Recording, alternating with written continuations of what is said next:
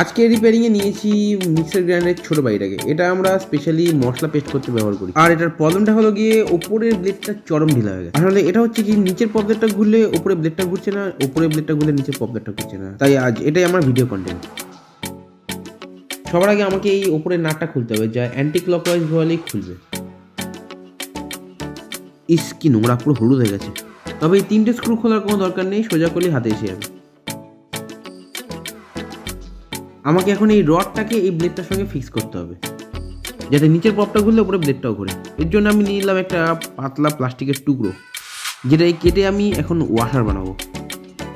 চাইলে আসল ওয়াশারও নিতে পারতাম, বাট এই মুহূর্তে আমার কাছে সেটা নেই। রাত প্রায় 2টো বাজে, আর দোকান খুলে নিতে গেলে থাকার বললাম না। যেহেতু এটা খুব এসেন্সিয়াল, আর এটা না থাকলে আমাকে কালকে খালি পেটেই অফিস যেতে হবে, তাই এমার্জেন্সিতে এই স্টেপ আমাকে নিতে হলো। হয়ে গেছে গোল্লা, এবার ফুটো করলেই ও আসার রেডি।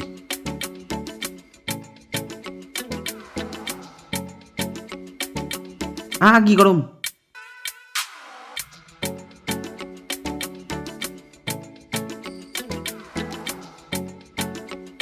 আপাতত ওয়াশার বানানো কমপ্লিট, দেখি ফিক্স হচ্ছে কিনা। হ্যাঁ ঠিক আছে, এবার এটাকে ফিক্স করতে হবে।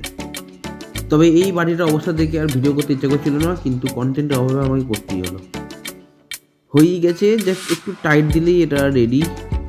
দেখা যাক ঠিকঠাক কাজ করে কিনা। ব্যাস কাজ করলেই হলো। হ্যাঁ লাগছে, বাট এটাকে একটুখানি বেশি চাপতে হবে। আই থিঙ্ক হয়ে গেছে।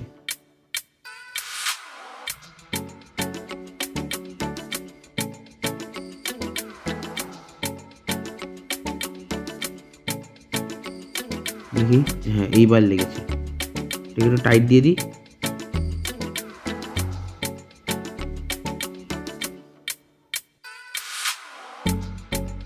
ফাইনালি ডান। এবার দেখো, ধরে রেখেছি, ঘুরছে না। এবার একে ঘোরালে দেখো ঘুরবে। আগের মতন চরম ঢিলা আর হয়ে নেই। ঢাকনাটা ভিডিও আর বানাইনি, বাড়াবাড়ি হয়ে যেত। আপাতত টাটা।